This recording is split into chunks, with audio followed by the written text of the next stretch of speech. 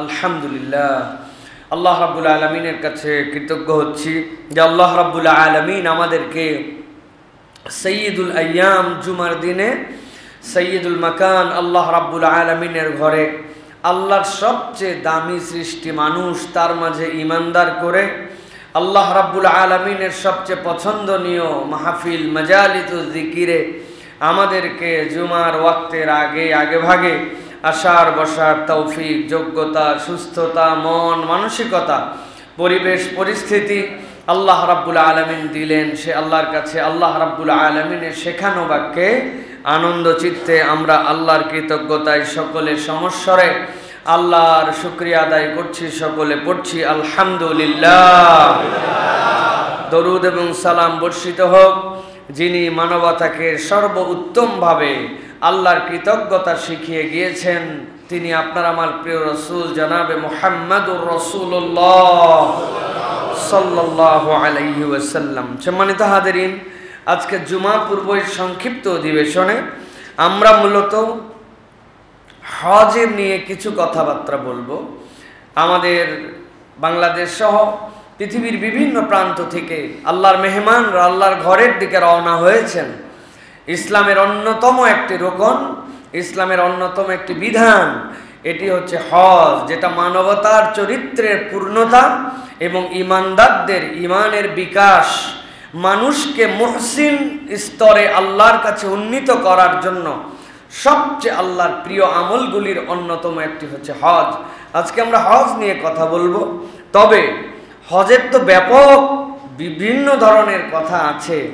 আমরা মূলত আজকে একজন হাজির হজের সফরে যে 5টি বুঝ বিশেষত দরকার, যে 5টি বুঝ যদি কোনো হাজি তার জীবনে অর্জন করে নিতে পারে, তাহলে সে একজন আল্লাহর কাছে সফল তথা মাবরুর তথা জান্নাতের ঘোষণাপ্রাপ্ত তথা সদ্য ভূমিষ্ঠ শিশু তুল্য এরকম একজন বান্দায় পরিগণিত হতে পারবে যদি তার মাঝে 5টি বুঝ থাকে। তা আমরা আজকে এই সংক্ষিপ্ত সময়ে এই 5টি বুঝ যেটা হাজিদের জীবনে দরকার এ বিষয়ের উপরে কিছু কথাবার্তা বলবো। আল্লাহ রাব্বুল আলামিন আমাদের সকলকে মৃত্যুর পূর্বে সুস্থতার জিন্দেগিতে একটিবার অন্তত যেন হজের সফরের জন্য আল্লাহ কবুল করেন, বলেন আল্লাহুম্মা আমিন। আল্লাহ রাব্বুল আলামিন কোরআনুল কারীমের মধ্যে হজ যে মূলত কি প্র্যাকটিস শিখাবে এটার আল্লাহ রাব্বুল আলামিন একটা ধারণা দিয়েছেন। আল্লাহ কোরআনে বলেছেন যে হজের মাসগুলা সুবিদিত, নির্ধারিত। আপনার আমার কাছে হজের মাস হচ্ছে জিলহজ, জিলহজের 10 তারিখে হজ, অতএব হজের মাস হচ্ছে জিলহজ মাস, তাই তো ভাই? কিন্তু কোরআন এবং সুন্নাহর পরিভাষায় হজের মাস একটা নয়, হজের দিন, হজের মূল অনুষ্ঠানের পারফরমেন্স করার মাস জিলহজ। কিন্তু হজের মাস মূলত 3টা, রমাদান শেষ হওয়ার পরে শাওয়াল, জিলকদ, জিলহজ, এই 3টাই হচ্ছে আল্লাহর কাছে হজের মাস। আল্লাহ রাব্বুল আমিন বলছেন আল হাজ্জু আশহুরুম মা'লুমাত, দুনিয়ার মানুষ তোমাদের কাছে হজের যে মাসগুলো এইগুলা সুবিদিত মাস। এই মাসগুলা সুবিদিত বলার কারণ মক্কার যারা মুশরিক ছিল ইব্রাহিম আলাইহিস সালামের পর থেকে, ওই মানুষগুলো যারা যে ধর্মের অনুগামী ছিল তাদের কাছে একটা হজ ছিল। যদিও আমরা যেভাবে যেই অনুষঙ্গে প্রতিপালন করি এই ধরনের ছিল না, কিন্তু হজ তাদের কাছে ছিল। আল্লাহ বলছেন যেই মানুষদের কাছে হজ ছিল, খানায় কাবা ছিল, ওই মানুষগুলা জানতো হজের মাসগুলা কোনগুলা। কিন্তু আল্লাহ রাব্বুল আমিন বলছেন ফামান ফারাদা ফিনাল হজ্জ, আল্লাহ রাব্বুল আমিন বলছেন তোমাদের মধ্যে থেকে যাদের উপরে হজ ফরজ হবে, যারা নিয়ত করবে আমরা হজের মাসে হজের সফরের উদ্দেশ্যে রওনা হব, আল্লাহ বলছেন আমি রব হিসাবে তাদের জন্য নির্ধারণ করে দিলাম হজের নিয়ত করলে হজের মাস সমূহের মধ্যে এই মানুষগুলার জন্য 3 ধরনের কাজকে আল্লাহ নিষিদ্ধ ঘোষণা করলেন। আল্লাহ রাব্বুল আমিন বলছেন ফালা রাফাসা ওয়ালা ফুসুকা ওয়ালা জিদালা ফিল হজ।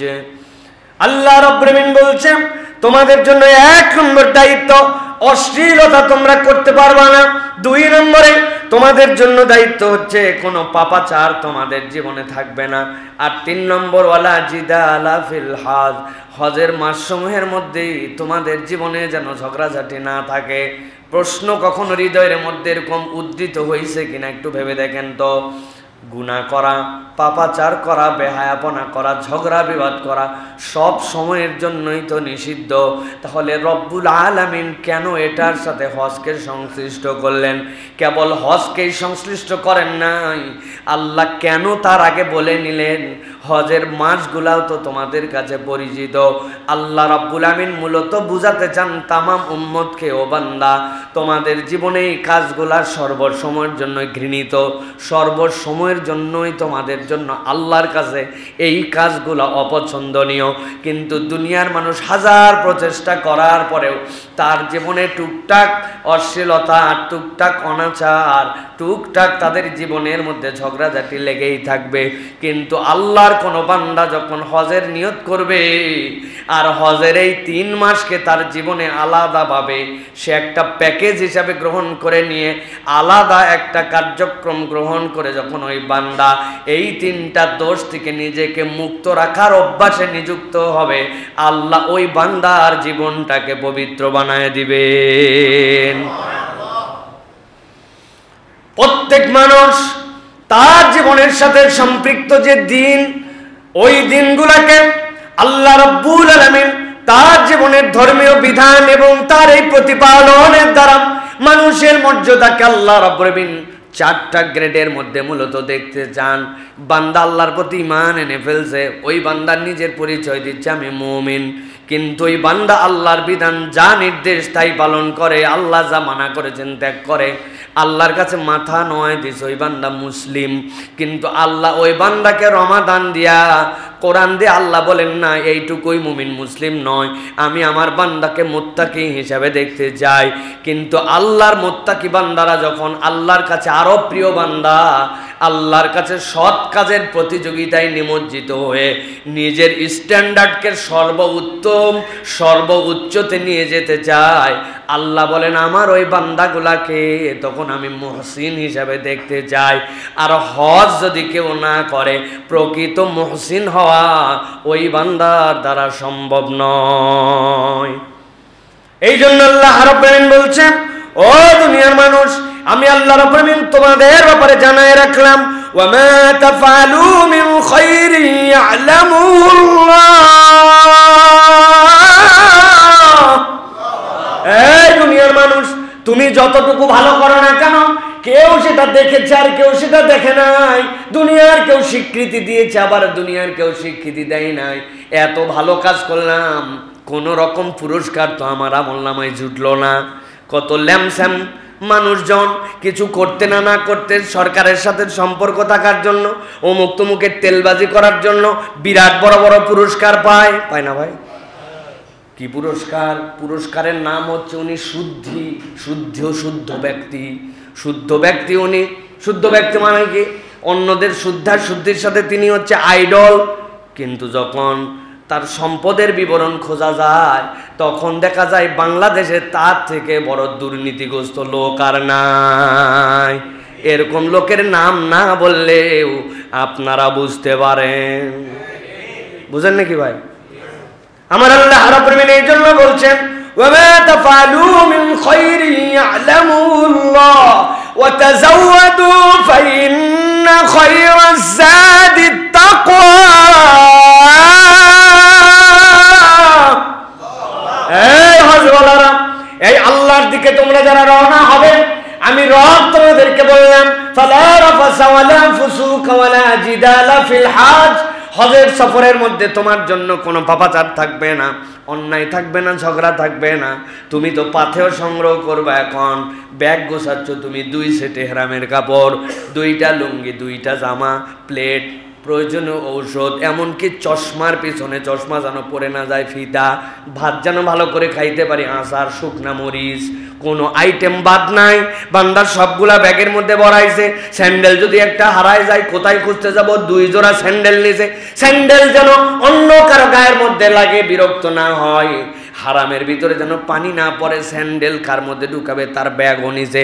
আল্লাহ বলছেন, নেও বান্দা, তাজাওয়াদু, আমি আল্লাহ তোমাকে দায়িত্ব দিলাম, পাথেয় সংগ্রহ করো। তবে রব বলছেন, ফা ইন্না খায়রাজ যাদিত তাকওয়া, দুনিয়ার এই পাথেয় যতই সংগ্রহ করো, যতগুলো জিনিস যাই নাও না কেন, সবচেয়ে বেশি যেইটা সংগ্রহ করে নিয়ে যাও, ওইটা হচ্ছে রবের ভীতি। আল্লাহর তাকওয়া যার জীবনে আছে, আল্লাহ বলছেন তার থেকে বড় সম্বল আর তার জীবনে কিছু নাই। সুবহানাল্লাহ। আল্লাহ রাব্বুল আলামিন পরে বলছেন, ওয়াত্তাকুনি ইয়া উলিল আলবাব, তোমার যদি জ্ঞান থাকে, তুমি যদি বুদ্ধিমানদের মধ্যে অন্তর্ভুক্ত হও, আমি রব তোমার জন্য বললাম তুমি আল্লাহকে ভয় করো, বাকি সব পাথেও আল্লাহ তোমাকে মিলাই দিবেন। সুবহানাল্লাহ। এই জন্য আমাদের এক স্যার ছিলেন, প্রফেসর ডক্টর আব্দুল্লাহিল বাকি স্যার বলতেন, যা নিছো ব্যাগে, এইগুলা সব তো 22 কেজির উপরে হওয়া চলবে না, 23 কেজি একটা ব্যাগ, এইটুকুই তোমার, কিন্তু বস্তাকে বস্তা অদৃশ্য একটা ব্যাগ থাকবে তোমার সাথে, যার ভিতরে আল্লাহ ভীতি, আল্লাহ ভয়, তাকওয়ার পথেও তোমাকে নিয়ে যেতে হবে। দুনিয়ার ব্যাগ অনেক সংগ্রহ করে নিয়ে যায়, কিন্তু তাকওয়া নিয়ে যায় না। ওই ব্যক্তির হজ অনেক সময় ওই জেদ্দা এয়ারপোর্টেই থেকে যায়। এই জন্য প্রিয় ভাইয়েরা, আল্লাহ রাব্বুল আলামিন আপনাকে আমাকে নির্দেশনা দিচ্ছেন, হজে যাও। এই জিনিসগুলি তোমার লাইফে যদি প্র্যাকটিস করে নিয়ে আসো, তাহলে রব তোমার জন্য এমন নিয়ামত দিবেন, যেই নিয়ামত তুমি আর কখনো কল্পনাও করতে পারবে না, যে রব তোমার জীবনে কিভাবে পরিবর্তন ঘটাইছেন। এই জন্য নবীজি বলছেন, কেউ যদি হজ করে, ফালাম ইয়ারফুস ওয়ালাম ইয়াফসুক, এর ভিতরে রফাস করে না, এর মধ্যে ফিসক করে না, আল্লাহ নবী বলছেন সে যেন ফেরত আসলো তার ঘরে। মা যেদিন তাকে ভূমিষ্ঠ করেছিল, আমল নামায় গুনাও লেখার অ্যাকাউন্ট ছিল না, সওয়াবও লেখার অ্যাকাউন্ট ছিল না, আল্লাহ তাকে জিরো বানায়া, আল্লাহ সদ্য ভূমিষ্ঠ সন্তান তুল্য পবিত্র করে তাকে তার ঘরে ফেরত দিবেন। সুবহানাল্লাহ। পৃথিবীর একটা আমলও নাই, হজ হচ্ছে এমন আমল, আর একটা আমল নাই যে আপনার আমল নামাকে আল্লাহ জিরো বানায় দিবেন। সুবহানাল্লাহ। তার মায়ের পেটে যেদিন ভূমিষ্ঠ হয়েছিল, আল্লাহ এরকম করে দিয়েছেন। বয়স কত? 70, বয়স কত? 60, বয়স কত? 80। সুবহানাল্লাহ বিহামদিহি। অতএব হৃদয়ের মধ্যে এই স্বপ্ন লালন করা যে আল্লাহর ঘরে আমি হজ করতে যাব, এটা ইমানদার মাত্র তার ইমানের নমুনা। আমার টাকা নাই, আমার পয়সা নাই, আমার গরিব মানুষ, কবে হবে হজ বড় লোকদের? এটা ইমানদারের তবিয়ত নয়। ইমানদারের তবিয়ত, আমি হজ করব, দেনেওয়ালা আল্লাহ, আল্লাহ যদি নেওয়ার ব্যবস্থা করে দেন আমি চলে যাব। আপনার এই নিয়তের উপরে হজ না করেও যদি মারা যান, আল্লাহ চাইলে আপনাকে হজের সওয়াব দিয়ে দিতে পারেন। সুবহানাল্লাহ। এই উম্মতের না এটা সৌভাগ্য, আর তো কোনো উম্মতের সৌভাগ্য এটা ছিল না। আগামী শুক্রবার আসিতেছে পূরবী সিনেমা হলে, রূপালী পর্দায়। চিন্তা করছেন যা আছে কপালে, যে বিজ্ঞাপন না দেখে আমি কোনো উপায় নাই, দেখবো আগামী শুক্রবার সিনেমা। আল্লাহর কি কাম, বৃহস্পতিবার বাজার করতে যায় আপনার ঠ্যাঙ্গের মধ্যে এক রিক্সাওয়ালা দিছে ধাক্কা, চিতর হয়ে পড়ে কোমরে ব্যথা, শুয়ে আছেন ঘরের মধ্যে। কোমর ঠিক থাকলে কিন্তু আপনি যাইতেন সিনেমা হলে, কিন্তু কোমরের ব্যথায় যেতে পারেন নাই। আপনি যে গত শুক্রবার নিয়ত করছেন আর এই শুক্রবার যান নাই, আপনার এক চুলো গুনাহ আপনার আমল নামায় লেখা হয় নাই, বরং আল্লাহ আপনারা বাঁচায় দিছে। কিন্তু আজকের দিনে নিয়ত করছেন, আল্লাহ আমার উপরে হজ ফরজ হলেই আমি হজ করব, কোনোদিন হজ করতে পারেন নাই, কিন্তু এই নিয়ত করার কারণে যতদিন দুনিয়ায় বেঁচে ছিলেন, আল্লাহ আপনার ওই নিয়তের একটা সওয়াব আপনার আমল নামায় দিয়েছেন। সুবহানাল্লাহ। এটা উম্মতে মুহাম্মাদের বৈশিষ্ট্য। উম্মতে মুহাম্মাদের অনেকগুলো বৈশিষ্ট্যের মধ্যে এটা একটা। আরেকটা, উম্মতে মুহাম্মাদিকে আল্লাহ সমূলে ধ্বংস করে দিবেন না। আল্লাহ রাসূলুল্লাহ সাল্লাল্লাহু আলাইহি ওয়াসাল্লামের এই ফজলে আল্লাহ উম্মতে মুহাম্মাদিকে সমূলে ধ্বংস করবেন না, এটাও আল্লাহ রাব্বুল আলামিনের দেওয়া একটা নিয়ামত। অতএব প্রিয় ভাইয়েরা, হৃদয়ে হজের ভালোবাসা লালন করতে হবে, হৃদয় এটাকে ধারণ করতে হবে। কতদিন গল্প বলেছি আমি আমাদের মহল্লায়। হ্যাঁ, আব্দুর রব নামে একজন ছিল, গরিব মানুষ, বেচারির 2 ফ্যামিলি, অনেকগুলা বাচ্চা কাচ্চা, দিন আনে দিন খায়। এরপরে অসুস্থ হয়ে গেল, মানুষের কাছে চেয়ে নিত যে ভাই আমাকে একটু সহযোগিতা করেন। কিন্তু এই হতদরিদ্র মানুষটা চালাক ফকির ছিল, যার কাছে যাই চাইতো, একটু বড় লোক দেখলে তার কাছে বলতো যে ভাই আপাতত 50টা টাকা দেন, আর সুযোগ পাইলে আমার একটু হজে পাঠায়েন ভাই। এরকম বলতেই থাকে, ওর অভ্যাস এইটা, যারে তারে বলে। একটু গাড়িওয়ালার কাছে ভিক্ষা দেখছে, গাড়িওয়ালাকে বলবে আমার একটুখানি হজে পাঠায়েন ভাই। এই মিসকিন যে একদিন ভিক্ষা না করলে তার পরিবার চলে না, সেই লোকটাকে আল্লাহ রাব্বুল আলামিন এমন কবুল করছেন। একজন বলছে দুনিয়ার কত ফকির ভিক্ষা করলো আমার কাছে, জীবনে কোনোদিন কেউ বলেনি আমাকে হজে পাঠান। এই তোর পাসপোর্ট আছে? বলছে না। আমার অফিসে আসিস, পাসপোর্ট করায়া 2 বার হজে গেছে।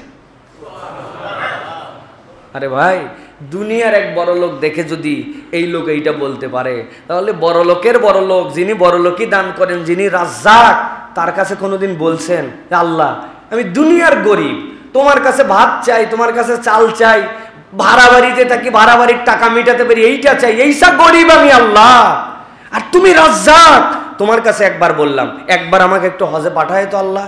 আল্লাহর কাছে যদি বলার মতো বলা যায়, রব যে কিভাবে দিতে পারেন এটা দুনিয়ার কেউ জানে না, ঠিক কিনা? আল্লাহ যেন আমাদেরকে এই বুঝটা দান করেন, বলেন আল্লাহুম্মা আমিন। আল্লাহ এই জন্য কোরআনুল কারীমের মধ্যে বলছেন ওয়ালিল্লাহি আলান নাসি হিজ্জুল বাইতি মান ইসতাতা ইলাইহি সাবিলা ওয়া মান কাফারা ফা ইন্নাল্লাহা গনিয়্যুন আনিল আলামিন। আল্লাহ বলছেন আল্লাহর ঘরে যাওয়ার মতো যদি তোমার তৌফিক হয়ে যায়, তোমার যদি নিজের যে সময়টুকু হজের সফরে থাকবা ওই সময়টুকুতে তোমার পরিবার চালানোর মতো, তোমার আয়ত্তের মধ্যে যদি খরচ দেওয়ার মতো থাকে, আর যদি তুমি আল্লাহর ঘর পর্যন্ত পৌঁছাতে পারো, ফেরা নয়, আল্লাহ বলছেন যদি পৌঁছাতে পারো, আল্লাহ বলছেন আমি রব তোমার জন্য দায়িত্ব দিলাম, আল্লাহর ঘরে যাওয়া এবং হজ করা তোমার উপরে ফরজ। তবে দুনিয়ার মানুষ এইটা মনে করো না যে তুমি হজ করে আল্লাহর বিরাট উপকার করে দিচ্ছ, আল্লাহর বিরাট দরকার তোমার হজ। আল্লাহ বলছেন জেনে রাখো ফা ইন ওয়া মান কাফারা ফা ইন্নাল্লাহা গনিয়্যুন আনিল আলামিন। তুমি যদি না আসতে চাও, অস্বীকার করো, নানান অজুহাত দেখাও, দেখায় যদি তুমি আল্লাহর ঘর জিয়ারত থেকে নিজেকে মাহরুম করে রাখো, জেনে রাখো আল্লাহ গনি, আল্লাহর তোমার জিয়ারতের দরকার নাই, কিন্তু তুমি যে অস্বীকার করলা এইটার পরিণতি আল্লাহর কাছে হারে হারে পেয়ে যাবে। নবীজি সাল্লাল্লাহু আলাইহি ওয়াসাল্লাম যেন বলেছেন কারো উপর হজ ফরজ হলো আর নানান অজুহাত দেখায়া 1 বছর 2 বছর 3 বছর পর্যন্ত আসলো না, নবী করিম সাল্লাল্লাহু আলাইহি ওয়াসাল্লাম বলছেন তার জিম্মাদারি আমার উপরে নাই। মানে কি? আল্লাহর নবী অন্য হাদিসে স্পষ্ট করেছেন সে ইহুদি হয়ে মরুক অথবা নাসারা হয়ে মরুক, নাউযুবিল্লাহি মিন যালিক। কত বড় হুমকি! অথচ অনেক টাকা পয়সাওয়ালা, মেয়ের বিয়ে দেওয়া হয় নাই, ব্যাংকে ঋণ আছে, নানান অজুহাত দিয়া, হ্যান্ড ক্যাশ নাই, এইগুলো কথাবার্তা বলে আল্লাহর ঘরে হজ করতে যায় না। অথচ ওনার ঋণ আছে হয়তো 2 কোটি টাকা, কিন্তু ওনার ব্যালেন্স যে আছে 10-15 কোটি টাকার। ওনার হয়তো ক্যাশ টাকা নাই বলতেছে, কিন্তু ক্যাশের বাহিরে মাঠে ঘাটে এখানে ওখানে কোনায় কানায় যেগুলো জিনিস পড়ে আছে, ওর 1 শতক আধা শতক বিক্রি করলে হয়তো 50 লক্ষ টাকা বের হবে, কিন্তু আল্লাহরে ভূগোল বুঝ দিয়ে রাখছে, হ্যান্ড ক্যাশ নাই, মেয়ের বিয়ে দেই নাই, এখনো ঝামেলা মুক্ত হয় নাই, গুনা খাতা শেষ করা হয় নাই, গুনা খাতা সব শেষ করে শেষ বয়সে যে একবারে পবিত্র হজ করে আসবো, তাই তো না ভাই? তাই না? আমি যখন ছোটবেলায় হজে যাই, ধরেন যে আজ থেকে প্রায় 23 বছর আগে, কত ছোট ছিলাম আমি, হজে যাচ্ছি, এয়ারপোর্টে আমাকে একজন মুরব্বী এসে জিজ্ঞাসা করছে তুমি হজে যাচ্ছ? বললাম জি হজে যাচ্ছি। বলছে যে তুমি হজ ধরে রাখবে কেমন? তা আমি বলছি চাচা 2টা বড় বড় ব্যাগ নিয়েছি। বলছেন বেটা ইয়ার কি মারো?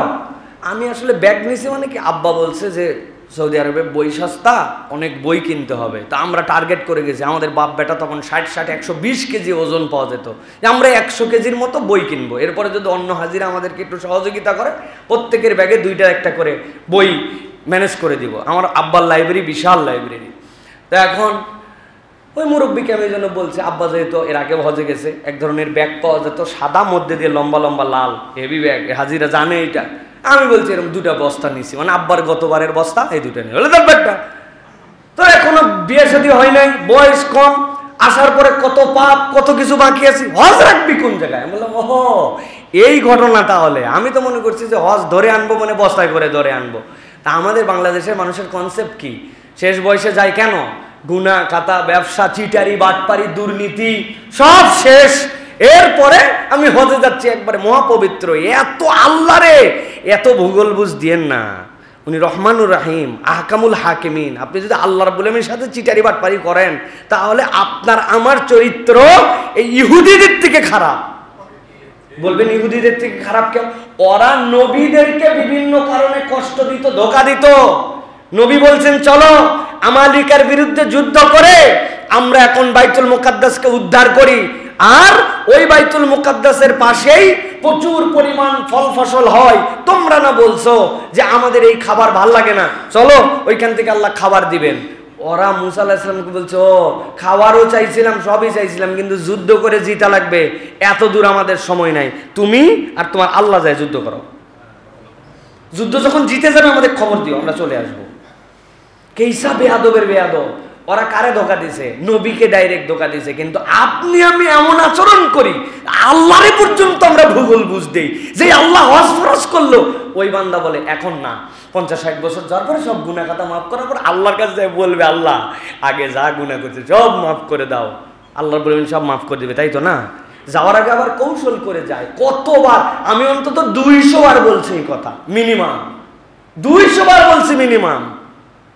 হজে যাওয়ার আগে 50,000 টাকা দামের গরু খাওয়ায়, টেন্ড হয়েছে এখন। হজে যাওয়ার আগে খাওয়ানো লাগে, খাওয়ায় টাওয়ায়া 10 বিঘা জমি 8 বিঘা 2 ছেলেরে দিছে, আর 3 মেয়ে ছিল, 3 মেয়েরে 2 বিঘা কৌশলে ভাগ করে দিছে। দিয়ে নাতি টাতি আছে তাদেরকে ডাক দিয়ে বলছে তোমার কি লাগবে? সোনার মালা। তোমার কি লাগবে? তোমার আংটি। সব লোকজনকে বলছে আর ফিরতে পারি কিনা। কাইন দিয়ে কাইটে লোকজন দেখছে, বাপরে হাজির কান্না। ছেলেদেরকে জড়ায় ধরে, মেয়ের জামাই জড়ায় ধরে, কোনো কথাই বলার সুযোগ দেয়নি, খালি হাউমাউ করে। দেখে রাখো সবাক এই সকল ভুয়া বুঝ দিয়া হারাম শরীফে চলে গেছে, যে খানায় খাবার সামনে দোয়া করতেছে রব্বুল আলামিন খানায় খাবার দেখলে সব গুনাহ মাফ হয়। তোমার বান্দা খানায় খাবার সামনে হাজির, আল্লাহ তুমি আমাকে মাফ করে দাও। পাগলের মতো কান্নাকাটি করতেছে। প্রিয় ভাইয়েরা, আল্লাহরে যে ধোকা দিচ্ছেন আপনি মনে করছেন বান্দার হক নষ্ট করে, ছেলের হক, বোনের হক, আত্মীয়ের হক আইল ঠেলে, সানসেট বের করে দিয়ে, নিজের বাউন্ডারি ওয়াল বের করে দিয়ে, শ্রমিকদেরকে ফাঁকি দিয়া হাজার বান্দার হক নষ্ট করে, রাস্তার খোয়া বালু খেয়ে, সরকারের টাকা মেরে, ব্যাংক লুট করে, সব করে আপনি হজে চলে গেছেন। আর আল্লাহর কাছে যাই আপনি মাপ চাচ্ছেন। আল্লাহর দেওয়া ফরজ বিধান একদিনও সালাত আদায় করেন নাই। খানায় কাবায় যায় দোয়া করবেন, আল্লাহ চাইলে আল্লাহ তার দেওয়া এই হক যেটা ছিল সমুদয় নামাজ কাজা করা আপনাকে মাফ করে দিতে পারেন, রোজা মাফ করে দিতে পারেন। কিন্তু 1 পয়সা যদি আপনি বান্দার হক নষ্ট করে যান, আল্লাহ নিজের উপরে কাতাবাল্লাহু আলা নাফসিহি, যে আল্লাহ বান্দার হক নষ্ট করার গুনাহ কোটিটা হজ করলেও মাফ করবেন না। কারে ফাঁকি দিচ্ছেন আপনি? ফাঁকি নিজেকে দিচ্ছি আমরা, আল্লাহকে ফাঁকি দেওয়া সম্ভব নয়। ফাঁকিবাজিটা আমরা নিজেকে দিচ্ছি। এই জন্য প্রিয় ভাইয়েরা, আল্লাহ বলছেন ওমান কাফারা ফা ইন্নাল্লাহা গনিয়ুন আনিল আলামিন। তুমি যদি মনে করো আল্লাহকে হজ দিচ্ছি, আল্লাহর জন্য করছি, আমি না করলে এ হবে সে হবে না, আল্লাহ বলছেন না। আল্লাহ রাব্বুল আলামিন দুনিয়ার মানুষের থেকে অমুখাপেক্ষী। আল্লাহ তোমার জীবন থেকে মৌলিক 3টা অপরাধ দূর করার জন্য, তোমাকে মুহসিনদের কাতারে অবতীর্ণ করার জন্য, মৃত্যুর সাথে সাথে জান্নাতে নেওয়ার জন্য আল্লাহ তোমাকে হজ দান করেছেন। সুবহানাল্লাহ। এটা আল্লাহ রাব্বুল আলামিনের দেওয়া বিধান। এই জন্য আল্লাহ রাব্বুল আলামিন সাইয়েদিনা ইব্রাহিম আলাইহিস সালামকে বলছেন ওয়াযিন ফিন নাসি বিল হাজ্জি ইয়াতুকা রিজালান وعلى كل ضامر يأتين من كل فج عميق। ও আমার পয়গম্বর, আপনি তো আল্লাহর ঘর বানাইলেন, এরপর আল্লাহর কাছে দোয়া করলেন, ওয়াইয ইয়ারফু ইব্রাহিমুল কওয়াইদা মিনাল বাইতি ওয়া ইসমাঈল। আপনার এই দোয়া শেষ, এখন আপনাকে আমি দায়িত্ব দিলাম, আপনি মানুষের মাঝে আজান দিয়ে দেন, আপনি মানুষের মাঝে ঘোষণা দিয়ে দেন। মুফাসসিরিনে কেরাম ব্যাখ্যা করছেন, কয়জন মানুষ সেখানে ছিলেন? ছিলেনই না কেউ, 3 অথবা 4 জন মানুষ সেই জায়গায়। কিন্তু আল্লাহ ইব্রাহিম আলাইহিস সালামের আজানকে কিয়ামত পর্যন্ত ছড়ায় দিয়েছেন। কিয়ামত পর্যন্ত অনাগত মুমিন আল্লাহর ঘরের দিকে তাদের হৃদয়ের টান থাকবে, এবং যাদের উপরে হজ ফরজ হবে ওই আজানে সাড়া দিয়া ওই বান্দারা আল্লাহর ঘরে হজের উদ্দেশ্যে যাবে। আল্লাহ এখানে 2টা শব্দ ব্যবহার করেছেন, গভীর মনোযোগ দেন। তালেবে ইলম যারা আছেন, যাওয়ার পরে এটার তাফসীর বের করে পড়ে দেখবেন। আল্লাহ যে বলছেন ইয়াতুকা রিজালান, কতগুলা মানুষ নিজেদের জীবনকে বিসর্জন দিয়ে পায়ে হেঁটে আল্লাহর ঘরের দিকে রওনা হবে। কোথায় সাইবেরিয়া, কোথায় তুরস্ক, কোথায় আজারবাইজান, কোথায় আমেরিকা, কোথায় বাংলাদেশ, কোথায় হিন্দ, এইরকম কোনো দূরত্বকে তারা মাপবে না, বরং আল্লাহর ঘরের আকর্ষণ তাদের হৃদয় এমন হবে, এই মানুষগুলা পায়ে হেঁটে হেঁটে আল্লাহর ঘরের দিকে রওনা দিবে। আর আল্লাহ বলছেন সাথে সাথে ওয়ালা কুল্লি দামিরি ইয়াতিনা মিন কুল্লি ফাজ্জিন আমিক, কতকগুলা উট তাদের থাকবে, কিন্তু এমন কৃষকায় ওই উটের হাড্ডি বেরিয়ে গেছে, ওই উটটা নেওয়ার মতো নয়, কিন্তু আল্লাহর ঘরের প্রেম, এই আজানের ডাক তাদের হৃদয় এমন ধাক্কা মারছে, এইরকম কৃষকায়, এরকম রুগ্ন শুকনো উটগুলি চলতে চলতে আল্লাহর ঘরের দিকে যেতে যেতে তারা রুগ্ন হয়ে গেছে। এইরকম কৃষকায় উটের পিঠে চড়ে হলেও তারা আল্লাহর ঘরে হাজিরা দিয়ে দিবে। সুবহানাল্লাহ।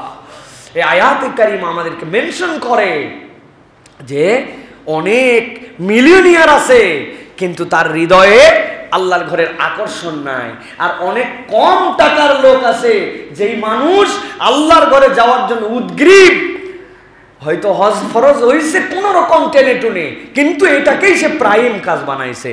লাস্ট আমরা উমরায় গেলাম, আমাদের সাথে জাহাঙ্গীর চাচা নামে এক চাচা ছিল, একটা অফিসের সিকিউরিটি গার্ড, 32 বছর চাকরি করছে, চাকরির শুরু 526 টাকা না 25 টাকা দিয়া, এখন টেনে টুনে 9000 টাকা পায়। ফ্যামিলির সন্তান স্ত্রী কেউ তাকে যেতে দিবেন আল্লাহর ঘরে উমরায় না। তোমার সন্তানদের ভবিষ্যৎ করতে পারো নাই, কিছু করতে পারো নাই, কিন্তু উনি এটার জন্য গোপনে গোপনে জড়ো করে করে এরপরে মালিককে বলছে আমি একটু আল্লাহর ঘরে যাব। ওই মালিকও চিন্তা করছে দুনিয়ায় কত আমার কর্মচারী, কেউ বলল না, আর আমার এই গার্ড, নাইট গার্ড, সে আল্লাহর ঘরে যাবে। তারাও কিছু হেল্প করছে, আল্লাহর বান্দা আল্লাহর ঘরে সফরের জন্য চলে গেছে।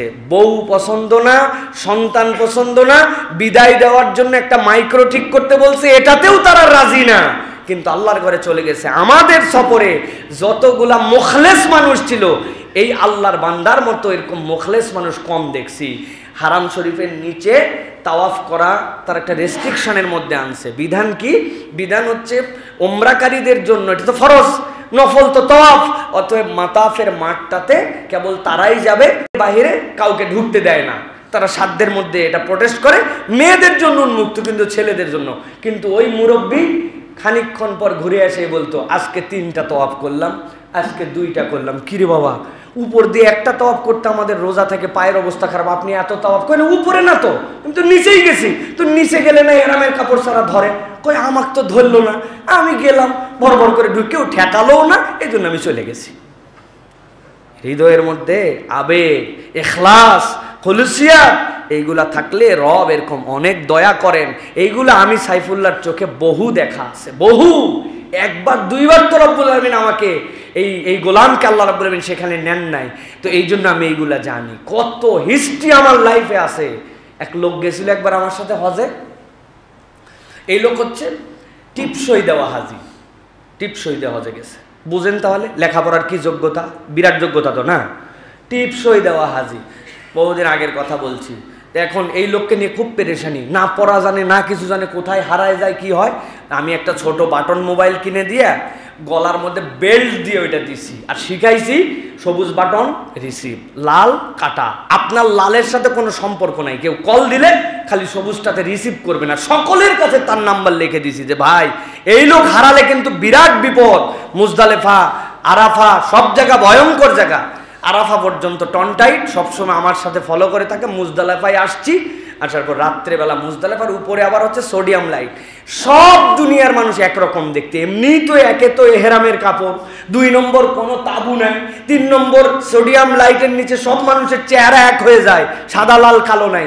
উনি এসে সুন্দর করে আমরা একটা জায়গা নিছি, খানিকক্ষণ পরে বলছে যে বাবা আমি একটু প্রস্রাব করতে যাব। যান, ডানে একটা বাথরুম, বামে একটা, মধ্যে এরকম জায়গায় জায়গা নিছি, মধ্যে পতাকা উঁচাই দিছি, এটা দেখবেন, আর কাগজপত্র সবই তো আছে, সাথে একজন লোককেও দিছি। আল্লাহর কি কাম, উনি চলে গেছে। আরে সেই লোক কই? নাই নাই নাই নাই। চিন্তা করলাম নাই তাই কি, কল দেই, কল দিলে তো ওনার সাথে অন্তত ইয়ে আছে। যেই কল দিছি দেখি আমার পাশেই মোবাইল বাজে। উনি বাথরুমে যাওয়ার সময় ওনার যত যন্ত্রপাতি ছিল সব গলার থেকে নামায় ওখানে রেখে উপরের কাপড়টা পর্যন্ত রেখে গেছে। নাই তো নাই। আর মুজদালেফায় লোক খুঁজে পাইলাম না, টেনশন। এই অবস্থায় মিনায় পরের দিন আমরা গেছি, এরপরে জামারায় পাথর নিক্ষেপ করতে যাব। বিশ্বাস করেন কোনো বানানো কথা বলছি না, এই মেম্বারে বসে মিনার তাবুতে আমরা বসে আছি, জামারায় আমাদের পাথর নিক্ষেপ করার শিডিউল দিছে, আমরা পাথর নিক্ষেপ করতে যাব। অনেকক্ষণ পরে দেখি মিনার তাবুর এরকম দরজা যে কাপড়ের মতো করে ঝুলানো, যেটা ফায়ার রেসিস্ট করা, ওইখানে এসে মুখ ঢুকাই দিয়ে বলতেছে এটা কি আব্দুল্লাহ সাইফুল্লাহ তাবু নাকি? আমি দেখি আরে এটা তো সেই লোক। আমি তো জড়াই ধরছি, দৌড়াই যাই, লোকজন বলছে আপনি কোথায়? পুরা আমাদের 300 জন লোক আপনাকে নিয়ে পেরেছান। বলছে আমি তো হারাইনি বাবা। বলে হারাননি মানে? আপনি আসলেন কিভাবে এই জায়গায়? আমাদের মিনার তাবু খুঁজে আসতে আসতে অবস্থা খারাপ, আর আপনি হারান নাই? কাহা আব্দুল্লাহ সাইফুল্লাহ সবাই চেনে এই জায়গায়। আমি একজনকে বললাম আমার যিনি মোয়াল্লেম, উনার চুল লম্বা লম্বা, বাংলাদেশি, উনার তাবুটা কোন দিক? আমাকে পুলিশরা বললো এদিক যায়, এদিক যায়, এদিক যাও। ভাই সৌদি আরবের পুলিশ বাংলা বোঝে তো না? আব্দুল্লাহ সাইফুল্লাহকে তো চেনে না, লম্বা চুলওয়ালা একমাত্র আমি, তাই তো নাকি? আহা, ওই লোকের ইখলাস, ঈমান, ওই লোকের বিশ্বাস, ও বাংলায় বলছে। আমার ধারণা আল্লাহ ওর ভিতরে এমন আল্লাহর জন্য নিবেদিত প্রাণ ছিলেন, আল্লাহর বেঈমান যেন কষ্ট না পায়, আল্লাহ হয়তো ফেরেশতা দিয়া তাকে তার তাবুর মধ্যে পৌঁছায় দিয়েছে। হাজার হাজার এরকম নজির আছে অনেক হাজের জীবনে। এটা কি আল্লাহ এই জন্য বলছেন তাজাওয়াদু ফা ইন্না খায়রা যাদিত তাকওয়া। আল্লাহ ভীতি অন্তরের মধ্যে নাও।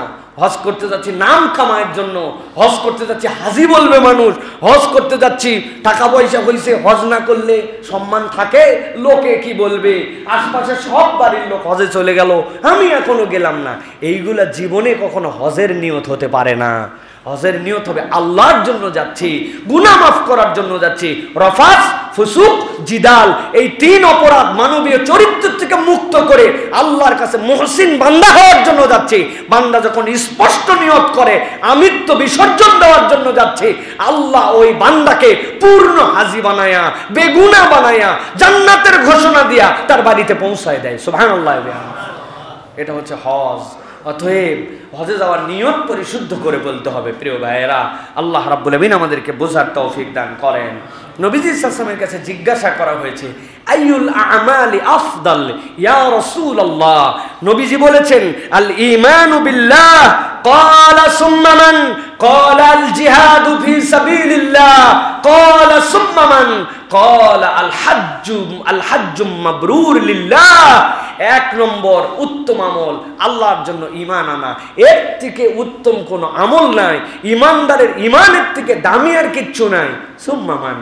قال النبي صلى الله عليه وسلم الجهاد في سبيل الله। আল্লাহর রাস্তায় জিহাদ করা। قال ثم ماذا؟ قال حج مبرور। যেই হজটা মাবরুর হজ, এর থেকে বড় স্ট্যান্ডার্ড আমল আর নাই। ইসলামের 3 নম্বর সম্মানিত আমলের নাম হজ। সুবহানাল্লাহ। অতএব এইটা পারফর্ম করা, এইটাকে কবুলিয়াতের জায়গায় নিয়ে যাওয়া এত সহজ নয়। এই জন্য আয়েশা সিদ্দিকা রাদিয়াল্লাহু তাআলা আনহার কাছে নবীজি বলছেন তোমার হজে খরচ যত, সওয়াব তত, কষ্ট যত, কবুলিয়াতের কাছাকাছি যাওয়ার সম্ভাবনা তত। কলান নবী সাল্লাল্লাহু আলাইহি ওয়াসাল্লাম, নবীজি বলছেন এই কথা। হজ মানে আরামের সফর। হজ ইজ এ স্ট্যান্ডার্ড ট্যুরিজম। কি? হজ নট এ ট্যুরিজম। কোন হোটেলে থাকবেন, কি খাবেন, সাইড ভিউ কি হবে, কোথার থেকে কোথায় যাবেন, হজ নট লাইক দ্যাট। কিন্তু এখনকার পৃথিবীতে হজ একটা ট্যুরিজম হয়ে গেছে, ঠিক না ভাই? ট্যুর না, হজ তো তাকওয়ার সফর। হজ তো আপনার ইমানের পাথেও সংগ্রহ করার সফর। তাহলে সেটা আপনি ট্যুরিজম বানান কোন হিসাবে? আল্লাহ রাব্বুল আমিন আমাদেরকে বোঝার তৌফিক দান করেন।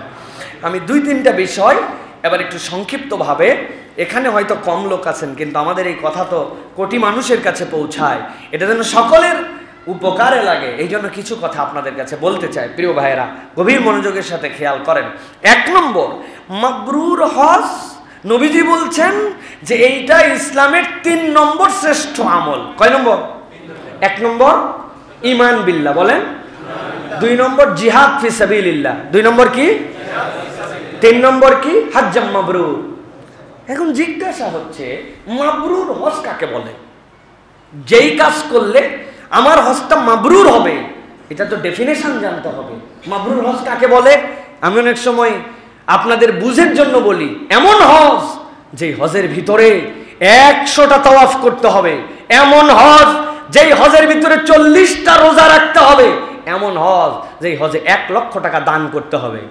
আপনার হজের সফরের মেয়াদ হচ্ছে 17 দিন, 40 রোজা কেমনে রাখবেন ভাই? হ্যাঁ, তাওয়াফ একবার করলে 6.7 কিলোমিটার ঘোরা লাগে। আপনি 100 তাওয়াফ 700 কিলোমিটার কেমনে ঘুরবেন? তাহলে মানে বোঝা যায় এইগুলো হজ মাবরুরের শর্ত নয়। ইমাম নববী রাহমাতুল্লাহি আলাইহি বলছেন, হজ মাবরুর কাকে বলে? হুয়াল্লাযী লা ইয়ারতাকিবু সাহিবুহু ফীহি মাসিয়াহ।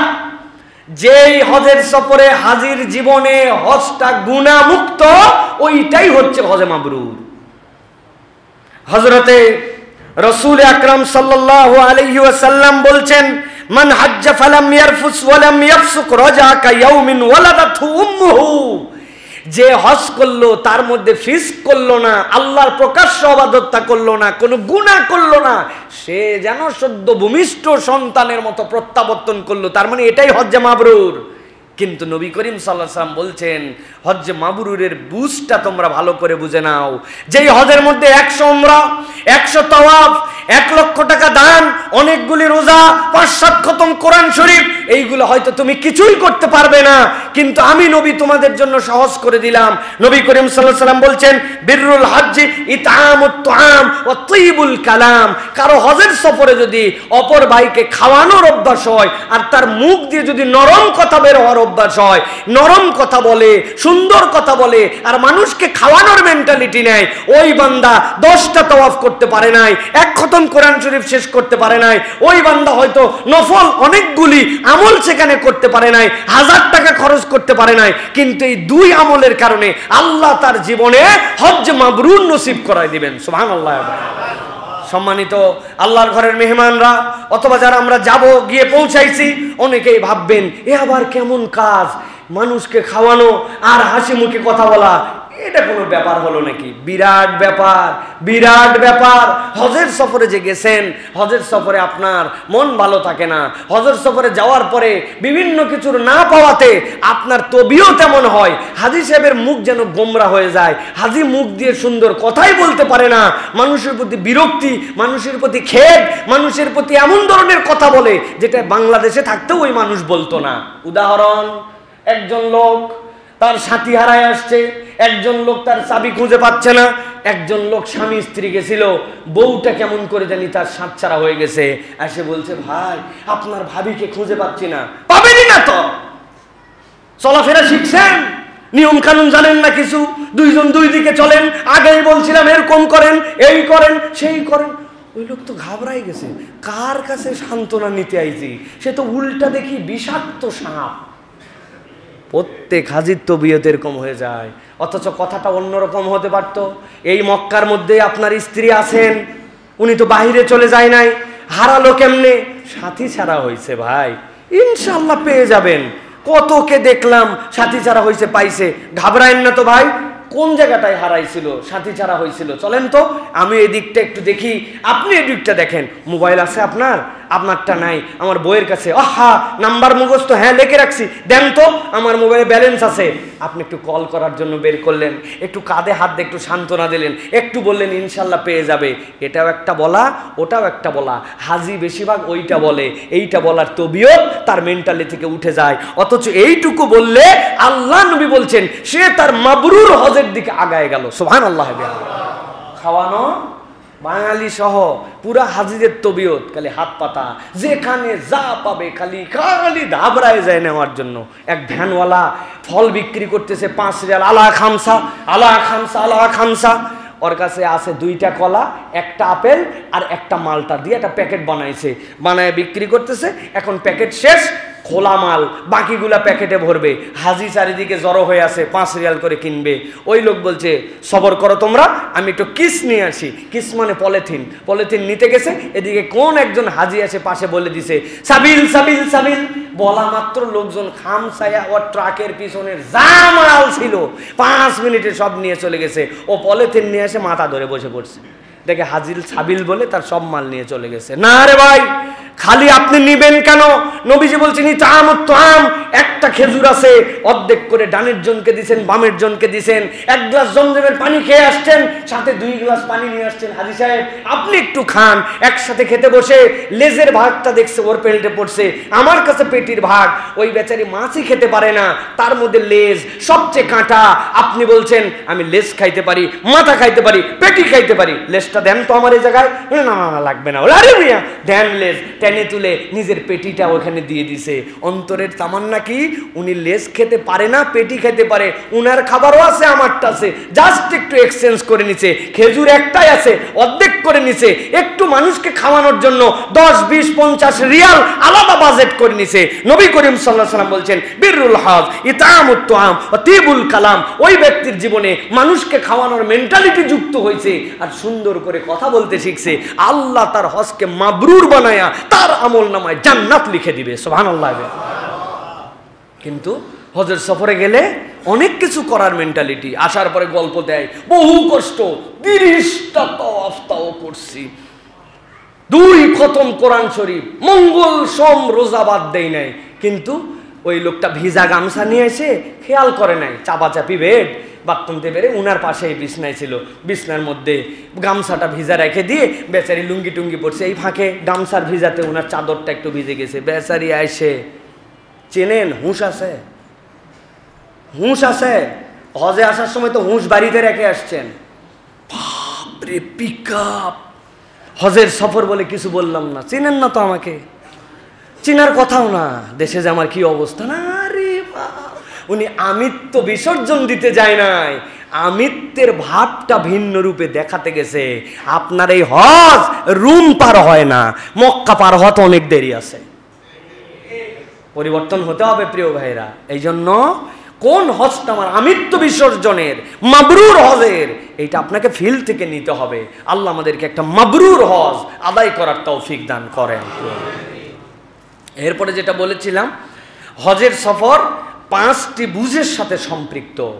এই 5টি বুঝ যার জীবনের সাথে সম্পৃক্ত, হজের সফর তার অনন্য। এর 1 নম্বর রাগ কন্ট্রোল করা, 2 নম্বর মাশকুর হালত অর্জন করা, 3 নম্বর মাবরুর গুণগুণ সম্পন্ন হজ করা, 4 নম্বর তালবিয়ার দাওয়াতকে হৃদয়ের মধ্যে বুঝে নেওয়া, 5 নম্বর নিদর্শন দেখে অনুভব জাগ্রত করা।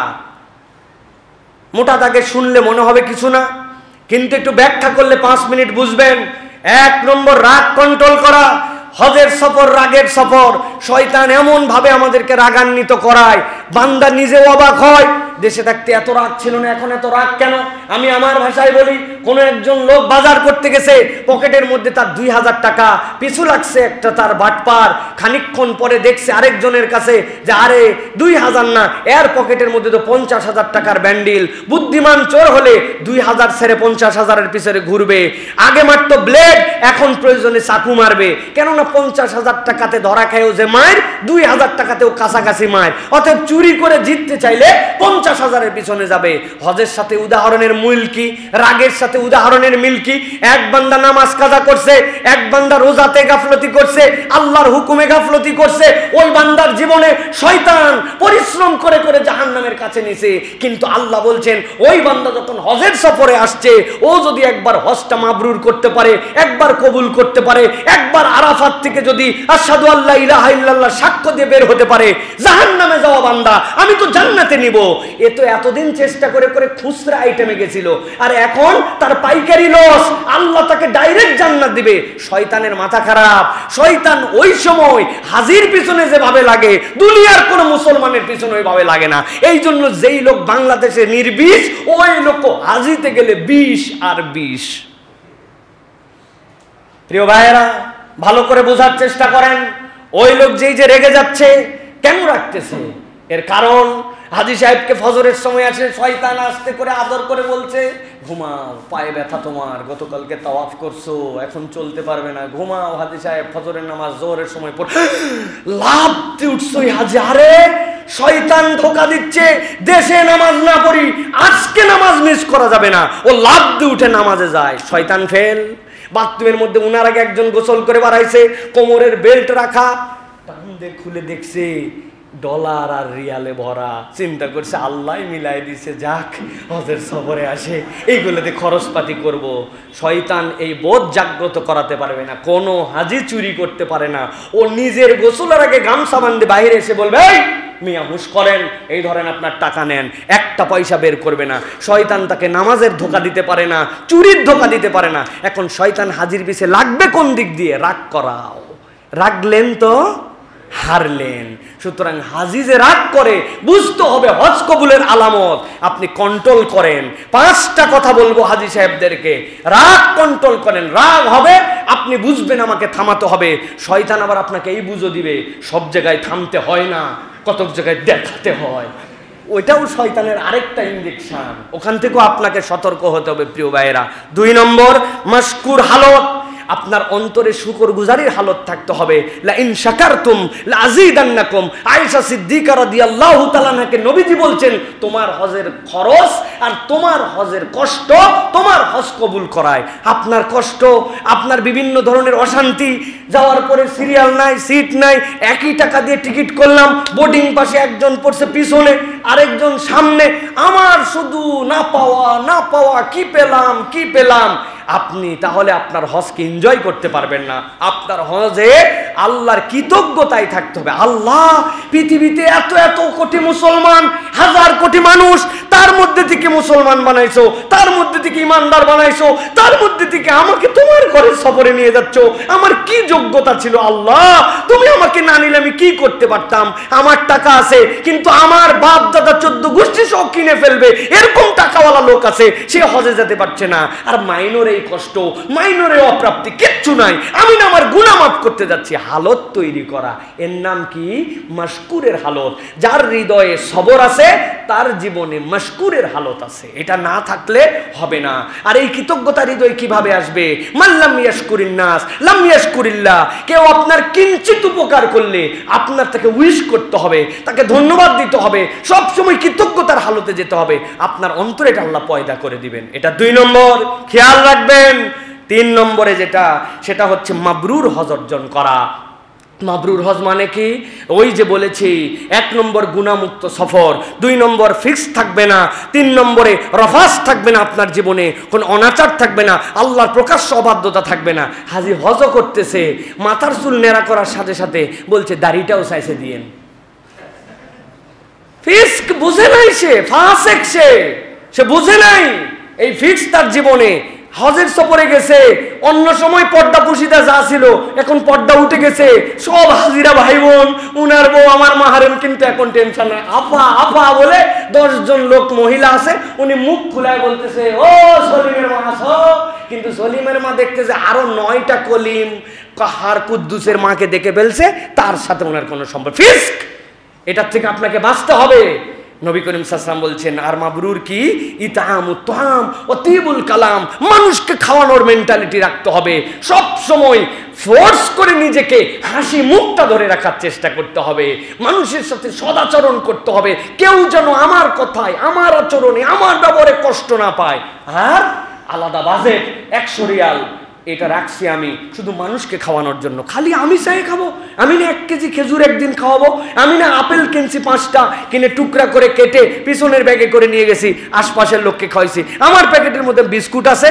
আমি তো বাঙালি হিসাবে আরবের মানুষকে সারপ্রাইজ করে দেই, চানাচুর নিয়ে যাই, ওর মধ্যে সরিষার তেল নিয়ে যাই, মুড়ি নিয়ে যাই।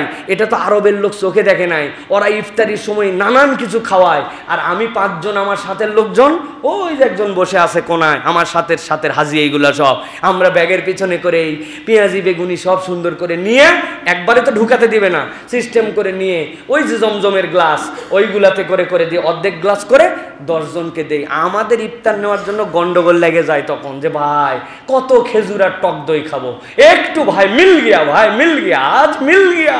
আরে খুশি পাকিস্তানি, ইন্ডিয়ান, ইন্দোনেশিয়ান, আফ্রিকান, এমনকি মরক্কোর লোক পর্যন্ত আমাদের জিলাপি আর আমাদের সোলামুড়ি খাইয়ে হাত তুলে দোয়া করছে, হাদা লাযীজুত তাআম।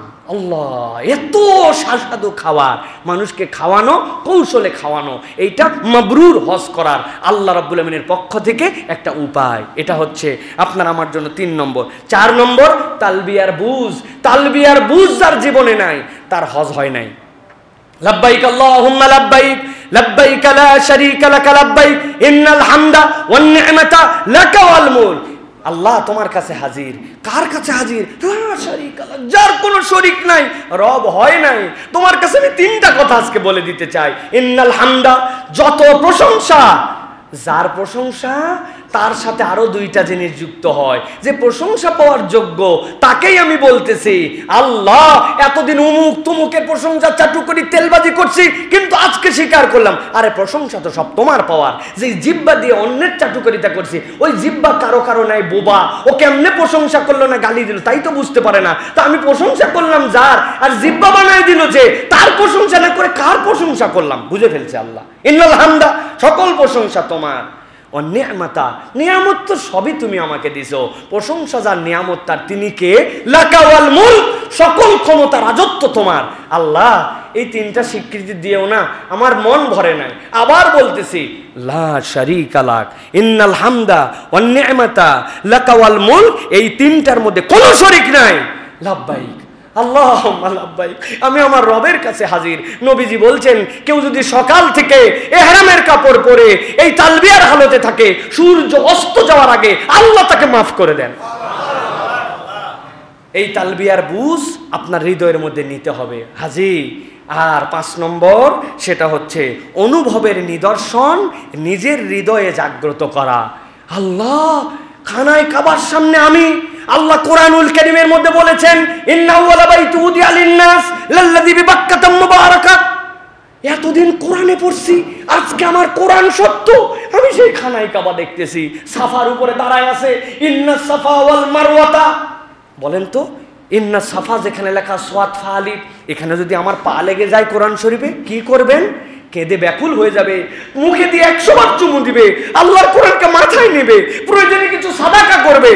আমার আল্লাহর কালামে আনইনটেনশনালি আমার পা লেগে গেছে আল্লাহ। কিন্তু ইন্না সাফা, যেই সাফার কথা পড়ছি, আমি সেই সাফার উপরে দাঁড়ায়া বলতেছি, ইন্না সাফা ওয়াল মারওয়াতা মিন শাইরিল্লাহ, ফামান আজ্জাল বাইতা ওয়া ইতামারা ফালা জুনাহা আলাইহি আন ইয়াতাওয়াফা বিহিমা ওয়া মান তাতাওয়া খায়রান ফাইনাল্লাহা শাকিরুন আলিম।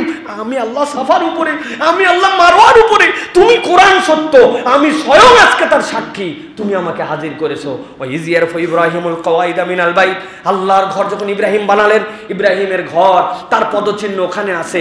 আমি না দেখছি আমাদের মতোই পা ইব্রাহিমের। আল্লাহ, ইসমাইল যেখানে কাবা দেওয়ার পরে জমজম কুবাস ছিল, আমি না মক্কায় বসে হারামের চত্বরে জমজম খাইলাম। অনুভব, আপনি হৃদয়ে খালি এইগুলো স্মরণ করেন আর আল্লাহর কৃতজ্ঞ হন। যখন একটা বান্দা রাগ কন্ট্রোল করে, মাশকুর হালতে থাকে, মাবরুর গুণ অর্জন করে, তালবিয়া বুঝে ফেলে, আর আল্লাহর নিদর্শনের প্রতি ভালোবাসা আসে, ওই বান্দার হজ আল্লাহ রাব্বুল আমিন কবুল করে জান্নাতের নিশ্চয়তা দিয়ে তাকে আরাফাত থেকে বের করে দেন। সুবহানাল্লাহ। এই জন্য হাজিদেরকে এই বিষয়গুলো অনুভব করতে হবে। আল্লাহ যেন আমাদেরকে বোঝার তৌফিক দান করেন, আল্লাহ যেন আমাদেরকে হজের সফরের জন্য কবুল করেন, আল্লাহ রাব্বুল আলামিন যেন আমাদেরকে অন্তত পক্ষে একটাবার হলেও হজ ওমরার জন্য কবুল করেন। বলে আল্লাহুম্মা আমিন।